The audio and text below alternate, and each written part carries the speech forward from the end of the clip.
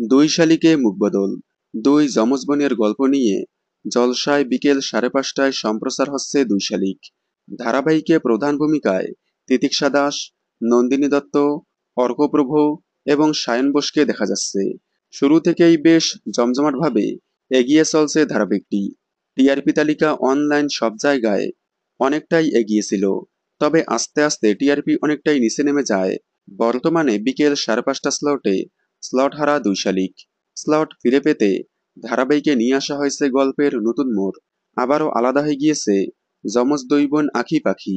আলাদা করেছে নতুন শত্রু, যে কিনা অনিমেষ রয়ের যমজ ভাই।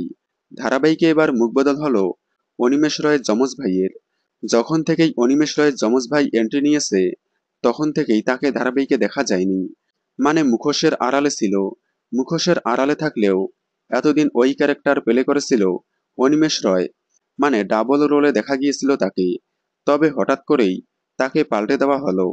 এখন থেকে এই ম্যাজিশিয়ান মানে অনিমেষ রয়ের যমজ ভাইয়ের ভূমিকায় দেখা যাবে অন্য একজনকে। তাকে বাদ দিয়ে অন্য একজনকে কাস্ট করা হয়েছে। দুই শালিকের সকল আপডেট সবার আগে পেতে চ্যানেলটি সাবস্ক্রাইব করে পাশে থাকা বেল আইকনটি বাজিয়ে দিন। ধন্যবাদ।